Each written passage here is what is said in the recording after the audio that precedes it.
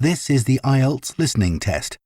You will hear a number of different recordings and you will have to answer questions on what you hear. There will be time for you to read the instructions and questions and you will have a chance to check your work. All the recordings will be played once only. The test is in 4 parts. At the end of the test, you will be given 10 minutes to transfer your answers to the answer sheet. Now turn to Part 1.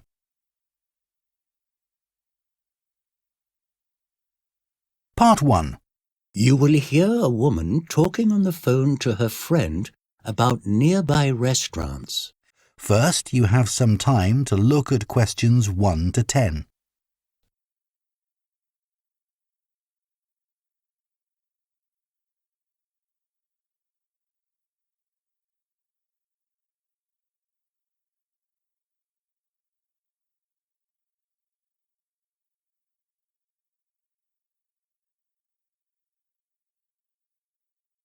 Now listen carefully and answer questions 1 to 10. Hi, we're still in town. It's a fantastic place with so much to see. There was a brilliant craft show at the castle. Unfortunately, we missed the train as we got caught up in a long traffic jam. So we thought we'd grab something to eat while we wait for the next one. I'm glad you liked the place. The craft fair sounds good. Actually, I'm still at work. Something came up. So I'll be back late anyway. We tried that Indian restaurant you recommended, but it's fully booked. Can you recommend anything else? That's a shame. It's the best vegetarian restaurant in town. I've been going there for ages. They have a matar paneer to die for. Still, there's so much there. It depends on what you like. There's a great Italian seafood restaurant nearby. I would particularly recommend the tuna. It's always really fresh and tasty. But if you still want spicy food, there's also a Mexican taco place. You know I don't eat meat, but I think there's also an Argentinian steakhouse not far from where you are. I know the manager. He's actually from Argentina, but came over when he was about 8. So now he has a really thick local accent. The Mexican sounds good.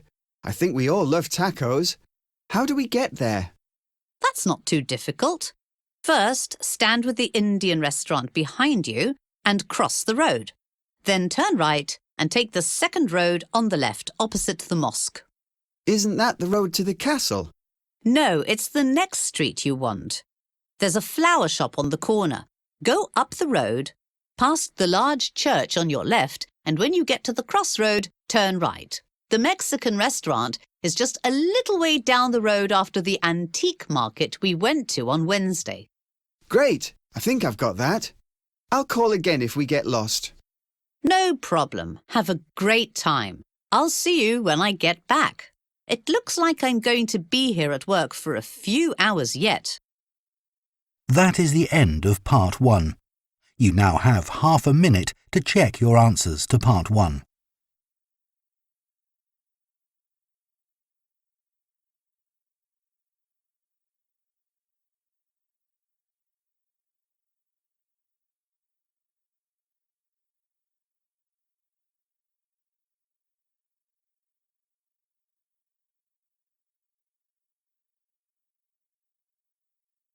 Part 2. You will hear a lock expert talking about different types of locks. First, you have some time to look at questions 11 to 20.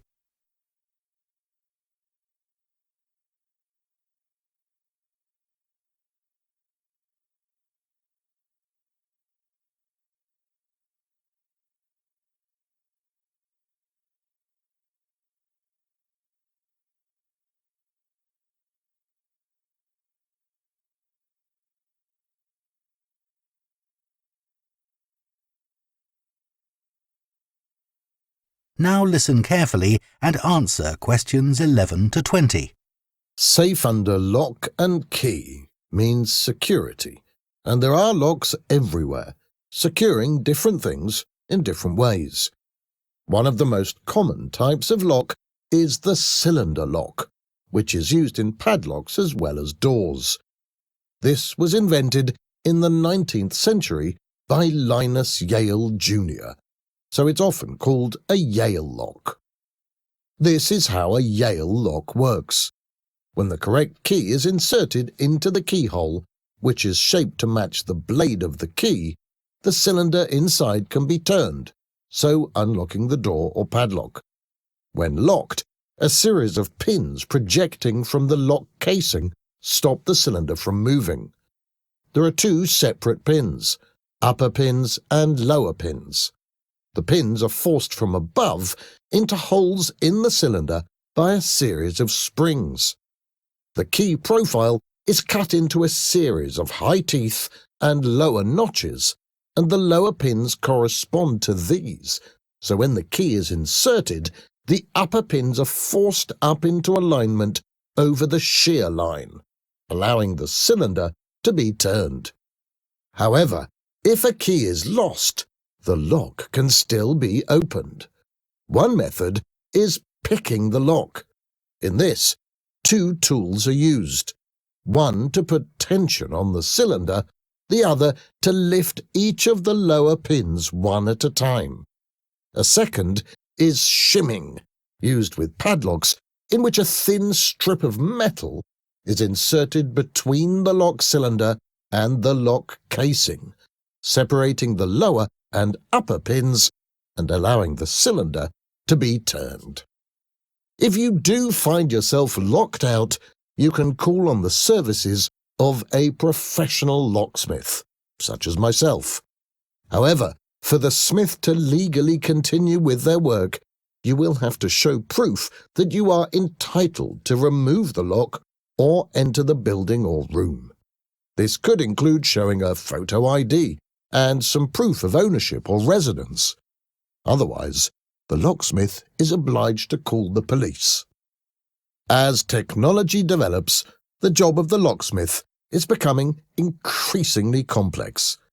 Vehicles, for example, saw the introduction of electronic locks in the 1980s, and later computerized locks. Previously, leaving a key inside a car and then locking the vehicle was one of the most common causes of people being locked out.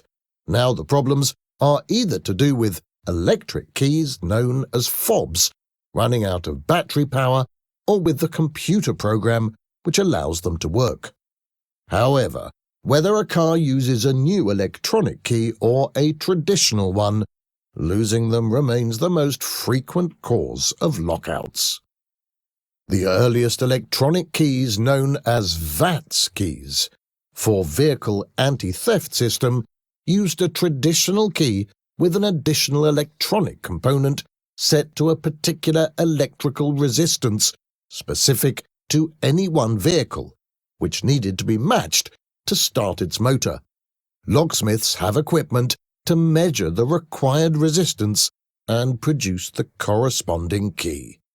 If a computerized key is lost, which does not have a traditional key blade, and a push button is used to start the vehicle, the owner must contact the dealer or qualified locksmith, giving the car's VIN, or Vehicle Identification Number, to reprogram the car's onboard computer. Such expertise comes at a cost. As keys become more complex, security has increased, but so have the penalties for losing them. That is the end of Part 2. You now have half a minute to check your answers to Part 2.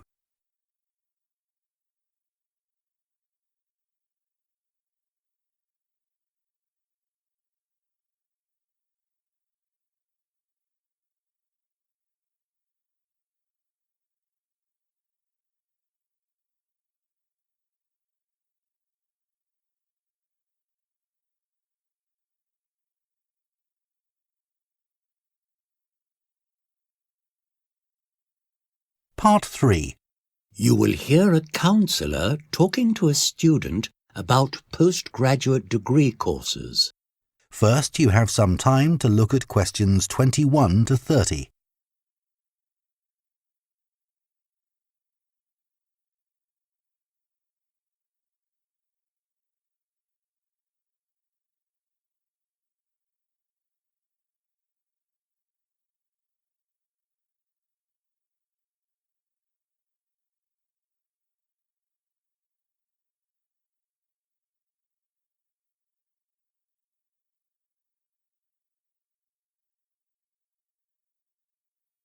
Now listen carefully and answer questions 21 to 30. Well done for completing your degree, Peter. Were you pleased with your results? I was a little disappointed I didn't get the highest grade overall, but I did well in my favourite subjects. I got a first-class grade in those subjects. I'm pleased with that. What were they? Oh, that was ecology and economic botany. I wasn't very good at biostatistics or plant physiology. Plant physiology? You know, the structure of plants, how they cope with different environments. I think it's really interesting, but I just couldn't remember all the terminology we had to learn. I think that's why I got a lower grade. As for statistics, I've never been any good at maths. So what did you do best in and why? Anything that included practical work, getting out into nature and seeing plants growing in the wild. I've been interested in them since I was a small child, though I didn't know what ecology was until my final year at school. When I started studying it, I was hooked. You also mentioned economic botany. Yes, the opposite of ecology in a way, but I'm really worried about the future of our planet and how we're going to be able to feed all of the people, what with climate change and all.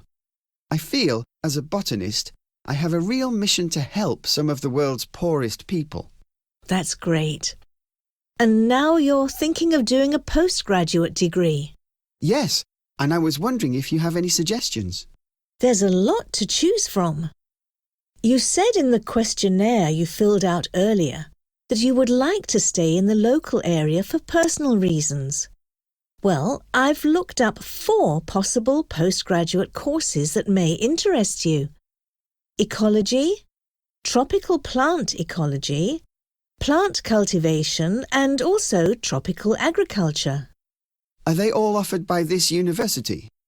The ecology courses are run here on campus, while the plant cultivation course is run on our out-of-town campus. The tropical farming course is offered by the Farming Institute across town.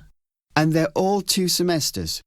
Yes, apart from the tropical farming course, which is 1 semester longer, as you undertake a longer study in a tropical location. Oh, that's good. Is there a lot of field work in all the courses? Yes.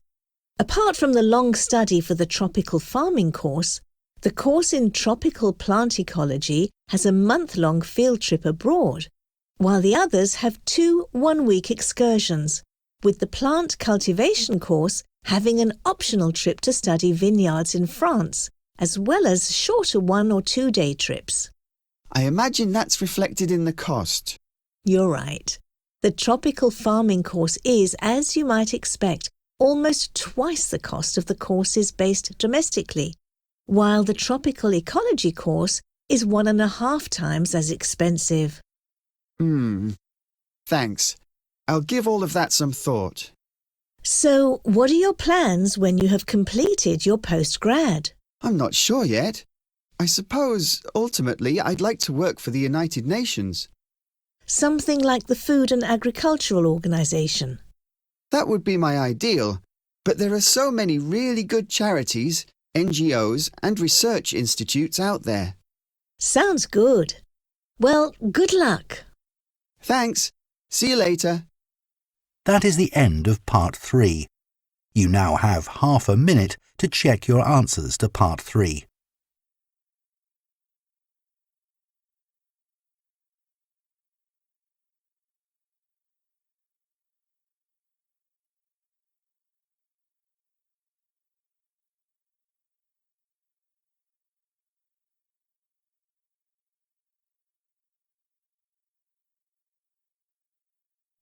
Part 4.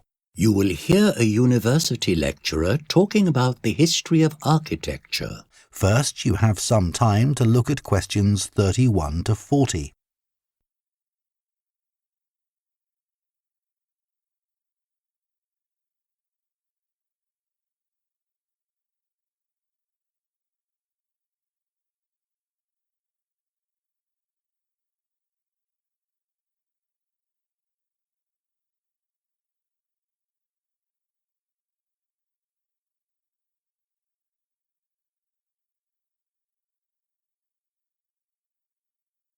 Now listen carefully and answer questions 31 to 40.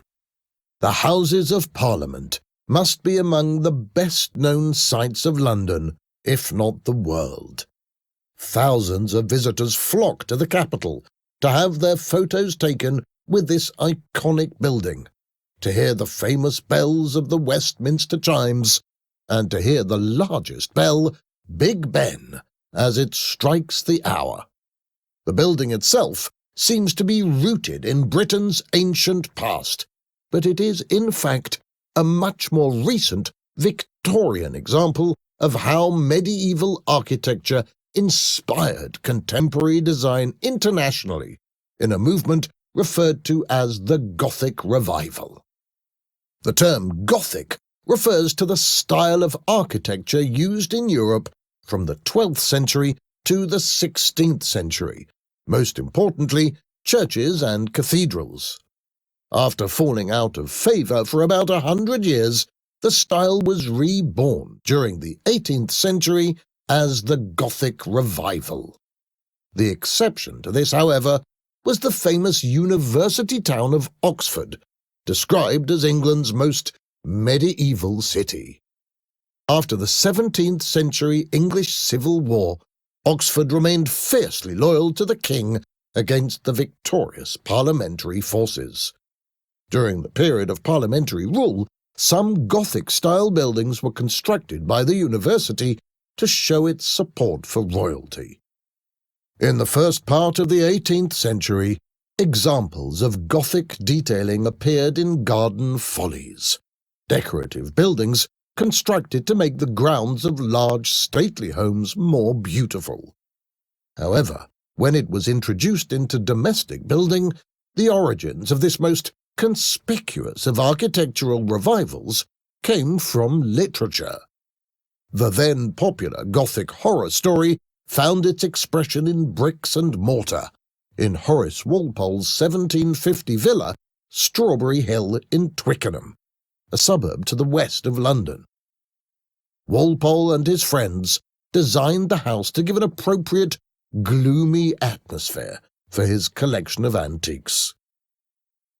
This early period, in which a romantic mood was sought, was replaced in the 19th century with a more academic approach, in which architects studied buildings from the medieval past in order to reproduce their features more authentically. For Augustus Pugin, who designed the Gothic decoration of London's Houses of Parliament, the ultimate in Gothic design was the particular style developed in Venice with its ruler's Doge's Palace, combining Gothic, classic and Arabic elements to be, as he described it, the central building of the world. As the 19th century progressed, historical accuracy was abandoned, as architects designed hitherto unknown building types, such as railway stations, exhibition halls and museums. What made this historic-looking style so successful in the modern world was the incorporation of contemporary technology, in particular the use of iron. The utilization of contemporary cast iron was found to be perfectly compatible with ancient Gothic forms such as the pointed arch. The development of iron-framed buildings provides a link between the Victorian architects of the Gothic Revival and the new skyscrapers which were being developed in the United States by the end of the 19th century. These multi-story buildings were also made possible with the introduction of the safety lift. A good example is the Woolworth Building in New York, which was built in 1913. It was a modern building with Gothic decoration and was the tallest building in the world at the time. I like to think of it as the grandfather of the famous Manhattan skyline. As artists and architects became more experimental in their use of iron, they wandered further and further from Pugin's Gothic ideals, most notably in the work of Antonio Gaudí in Barcelona and the development of Art Nouveau, which represented a significant break from a historic view of architecture. Though modern architecture seems to have little relation to the Gothic revival, they share a common feeling for volume and space as essential to building design. Furthermore, the principles of decorative domestic architecture can still be felt in the suburbs of Europe and America. It's only the original romantic sense of gloom and melancholy that has been thrown into the dustbin of history. That is the end of Part 4. You now have 1 minute to check your answers to Part 4.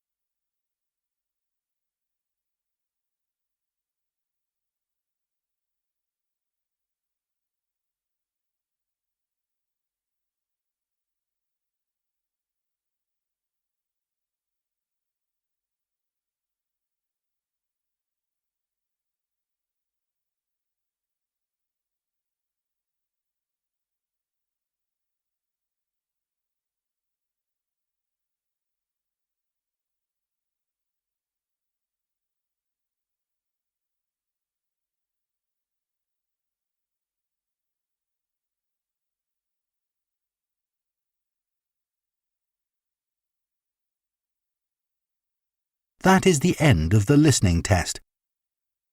In the IELTS test, you would now have 10 minutes to transfer your answers to the answer sheet.